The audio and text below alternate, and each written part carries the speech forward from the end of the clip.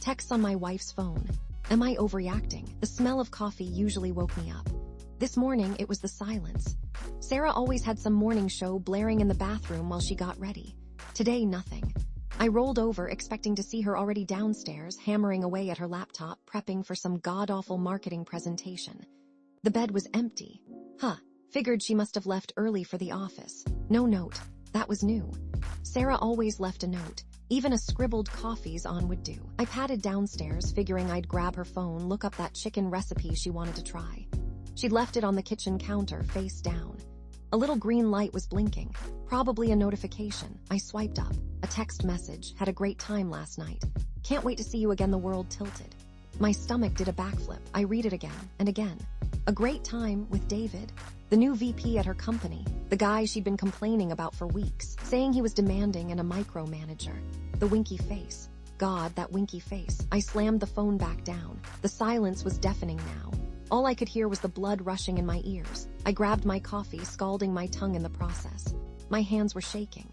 Okay, Mark, calm down. Don't jump to conclusions. Maybe it's a joke. Maybe it's a group thing. Maybe it's something innocent. But even as I tried to rationalize it, a knot of dread tightened in my chest. I'd seen that look in her eyes lately, that distracted, almost flushed look when she talked about work. I'd chalked it up to stress. Now I wasn't so sure. The rest of the day was a blur. I went through the motions at work, staring blankly at lines of code, my mind racing. I replayed every conversation I'd had with Sarah in the past few weeks, searching for clues, for signs I'd missed. That new perfume. The extra hours at the office, a sudden interest in that obscure indie band David apparently liked.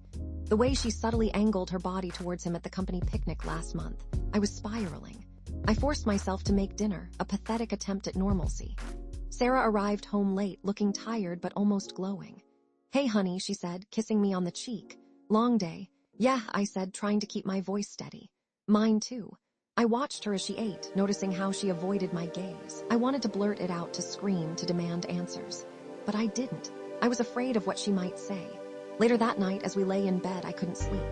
Sarah was breathing deeply beside me, seemingly oblivious to the turmoil raging inside me.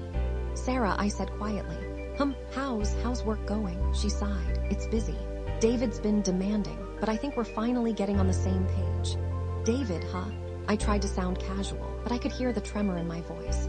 He seems nice. He's okay, she said. He's got a lot of good ideas. Did you have a good time last night? I blurted out. She turned to me, her eyes widening slightly. What do you mean? You seemed happy when you got home. I just wondered what you did. Oh, she said a little too quickly. We just went over some marketing strategies. It was pretty boring, actually. Liar. I turned away, pretending to be tired. The knot in my chest tightened even more. I knew she was lying. I could feel it. I needed to talk to someone. Emily, my sister, was a therapist. She'd always been the voice of reason in our family. I called her the next day during my lunch break. Hey, Em, I said, trying to sound normal. Got a minute? Sure, Mark. What's up? I hesitated. How could I explain this without sounding like a paranoid lunatic? Something happened. I saw a text message on Sarah's phone. I told her everything about the text from David, about my suspicions, about Sarah's evasiveness. Emily listened patiently without interrupting. When I was finished, she said, Mark, I can't tell you what's going on, obviously. But I can tell you that jumping to conclusions isn't going to help. You need to talk to Sarah. Openly and honestly. Tell her what you saw, what you're feeling. Don't accuse her, just communicate. Easier said than done. I tried, I really did. But every time I looked at Sarah, I saw that text message. Every time she talked about David, I heard lies. I started snooping. I know it's pathetic, but I couldn't help myself. I checked her phone records, deleted calls and messages. I even followed her after work one day. She went to a bar, met David, and they talked for 2 hours. I sat across the street watching them, feeling like my heart was being ripped out. I created a fake email account and tried to access her email. Failed, obviously. I was in full-blown crazy mode. Janice, a longtime family friend, cornered me at the grocery store. Mark, darling, she said, her eyes twinkling with gossip. I saw Sarah the other night at Trattoria Bella with that David fellow. They looked awfully cozy. Cozy? I asked, my voice barely a whisper. Oh, you know, Janice said, waving her hand dismissively. Just very attentive to each other. He was holding her hand across the table, I think. But you didn't hear it from me. She winked and bustled away, leaving me reeling. I confronted Sarah that night. I know you were at Trattoria Bella with David, I said, trying to keep my voice calm. She stiffened. It was a business dinner, she said defensively. We were discussing the new marketing campaign. Holding hands is part of the new marketing campaign. I snapped. She glared at me. You're being ridiculous, Mark. You're always so insecure. It's exhausting. Insecure? I'm insecure. You're the one sneaking around. The argument escalated quickly. Accusations flew. Tears were shed, but she never admitted anything. I needed to talk to Tom, my best friend since kindergarten. He was a construction worker, tough and practical. He wouldn't coddle me. We met at our usual bar, O'Malley's. I told him everything about the text, about Janice, about my snooping. Tom listened, his face grim. When I was finished, he took a long swig of his beer. Look, Mark, he said, I ain't gonna lie to you. It sounds bad. Real bad. You gotta confront this David guy.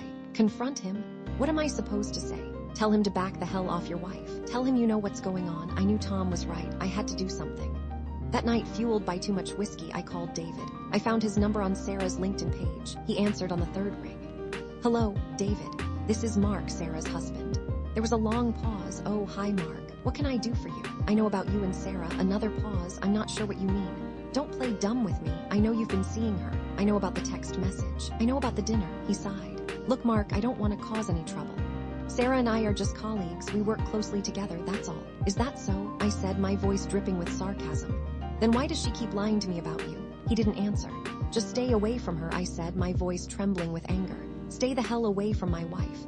I slammed the phone down. It felt good, but it didn't solve anything. The next day, I found a hotel receipt in Sarah's purse. The Regency Hotel, dated from last Tuesday. The night she said she was working late, that was it, I was done. That evening when Sarah came home, I was waiting for her. I threw the hotel receipt on the table. Explain this, I said, my voice cold and hard. She stared at the receipt, her face draining of color. Mark, don't even try to lie to me. I know everything. The text message, the dinner, the hotel. I know about you and David. She started to cry. It's not what you think, she sobbed. Oh, really? Then what is it? Tell me, Sarah, tell me the truth for once in your life. She broke down completely. Okay, she said, gasping for breath. It happened. Just once. It was a mistake. Just once, I screamed. You slept with him just once. It was more of an emotional connection that one night at the hotel. I was feeling so stressed, so neglected. I don't know what happened, neglected. I was working my ass off to provide for her. We argued for hours. I demanded to know every detail. She confessed everything, reluctantly, tearfully. The late night meetings, the stolen kisses, the lies, I was numb.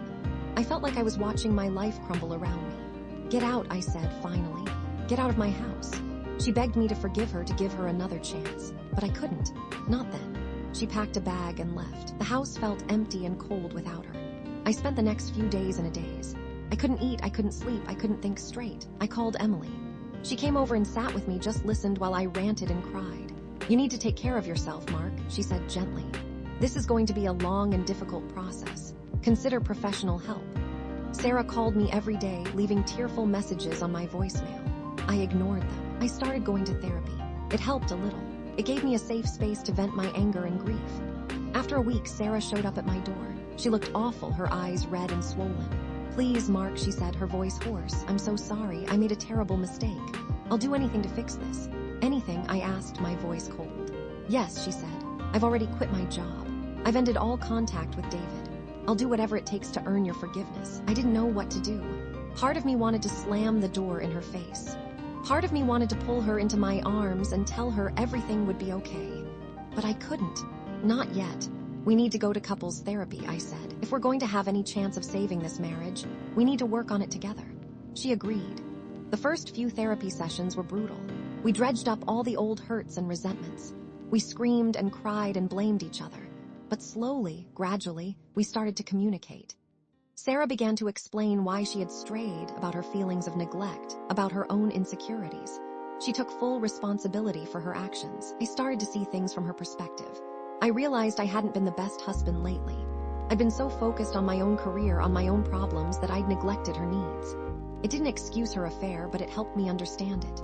One day, after a particularly difficult therapy session, Sarah showed me her phone. She opened her call logs, her text messages, her email. There was no contact with David. She had kept her promise. It was a small thing, but it meant a lot. After several months of therapy, we decided to try living together again. Sarah moved back into the house, but things were different. The trust was gone.